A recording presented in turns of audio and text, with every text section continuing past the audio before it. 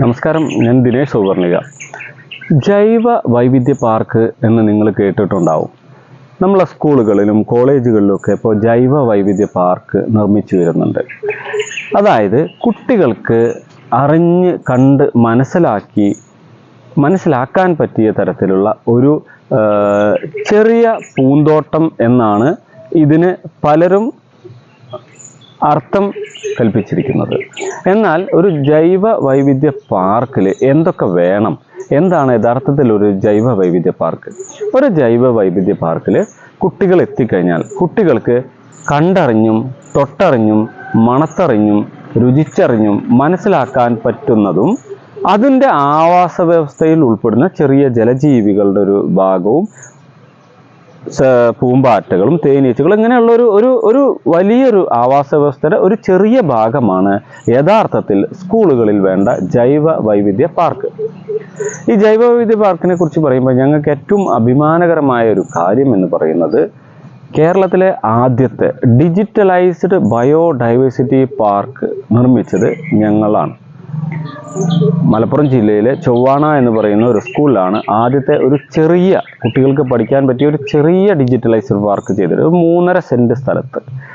അതായത് അവിടുന്ന് സ്കൂൾ അധികൃതർ ഇങ്ങനെ ചെറിയൊരു ബയോഡൈവേഴ്സിറ്റി പാർക്ക് ചെയ്യണം എന്ന് പറഞ്ഞപ്പോൾ ഞങ്ങൾ നിർദ്ദേശമാക്കിയതാണ് കുറച്ച് മോഡേൺ ആയിക്കോട്ടെ, എല്ലാവർക്കും ഉപകാരപ്പെടുന്ന ആയിക്കോട്ടെ. അപ്പോൾ ഇങ്ങനെ ഒരു പാർക്ക് ചെയ്യുമ്പോൾ ഞങ്ങൾക്ക് അതിൽ ഉൾപ്പെടുത്തേണ്ട ഭാഗങ്ങൾ എന്ത് എന്നുള്ളത് ഞങ്ങൾ തീരുമാനിച്ചിട്ടുണ്ടായിരുന്നു. ഒരു 13 സെക്ഷനുകളായിട്ടാണ് ചെടികളെ വെക്കാൻ തീരുമാനിച്ചത്. പക്ഷേ സ്ഥല സൗകര്യത്തിനനുസരിച്ച് ഒരു 7 ഭാഗങ്ങൾ മാത്രമാക്കി ഞങ്ങൾ ചുരുക്കി അവിടെ.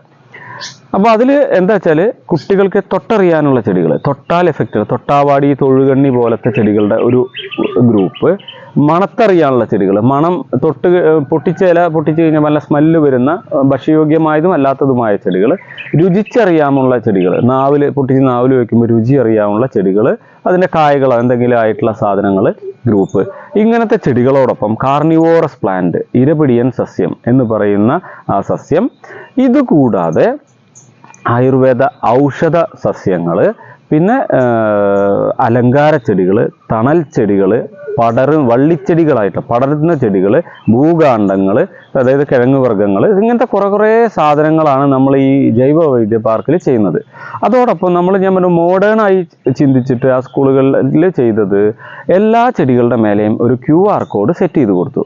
ആ QR കോഡിൽ ചെടിയുടെ ശാസ്ത്രീയ നാമം, ചെടിയുടെ പേര്, അതുകൂടാതെ അതിൻ്റെ ഔഷധ ഉപയോഗം, ഔഷധീയ ഭാഗം ഏതാണ് തുടങ്ങിയ എല്ലാ കാര്യങ്ങളും ഉൾക്കൊള്ളിച്ചുകൊണ്ടൊരു QR കോഡ്.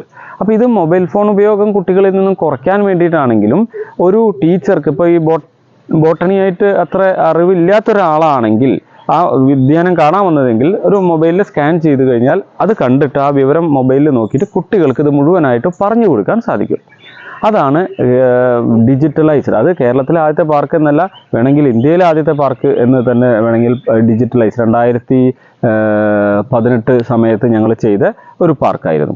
പിന്നെ പല സ്ഥലങ്ങളിലും ഞങ്ങൾ ഓർഡിനറി ബയോഡൈവേഴ്സിറ്റി പാർക്കും അതേപോലെ ഡിജിറ്റലൈസ്ഡ് ബയോഡൈവേഴ്സിറ്റി പാർക്കും ഒക്കെ ചെയ്തിട്ടുണ്ട്. പക്ഷേ ഇതിൻ്റെ ഒരു ബുദ്ധിമുട്ട് എന്താ പറയുക വെച്ചാൽ നമ്മൾ ചെയ്ത് കഴിഞ്ഞ് അത് മെയിൻറ്റെയിൻ ചെയ്ത് നിർത്തുക എന്ന് പറയുന്നത് ഒരു കാര്യമാണ്. അത് പല സ്കൂളുകാരും ചെയ്യുന്നു. ചില സ്കൂളിൽ ഇപ്പോൾ വേനൽ വെള്ളം കുറവുള്ള സ്ഥലമൊക്കെ നനയ്ക്കാനൊക്കെ ബുദ്ധിമുട്ട് വന്ന് അത് കുറേയൊക്കെ കേടുവന്ന് പോകും.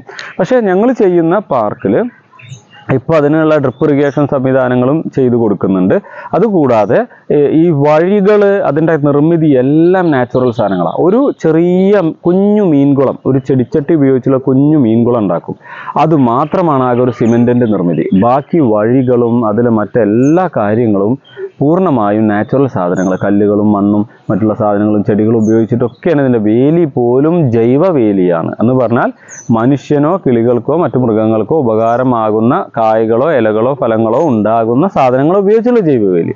ഇതിന് പല സ്കൂളിലും ഞങ്ങൾക്ക് പല സ്ഥലങ്ങളിലും പോകുമ്പോൾ ആവേശകരമായ ഒരു കാര്യം തോന്നിയിട്ടുള്ളത്, അത്രയും ആഹ്ലാദത്തോടെ അത്രയും ആവേശത്തോടെ PTA കുട്ടികളും കൂടി ഈ വേലിയൊക്കെ കെട്ടാനൊക്കെ, ജൈവ വേലിയൊക്കെ ഉണ്ടാക്കാനൊക്കെ എല്ലാവരും നന്നായിട്ട് സഹകരിച്ചു വരുന്നു.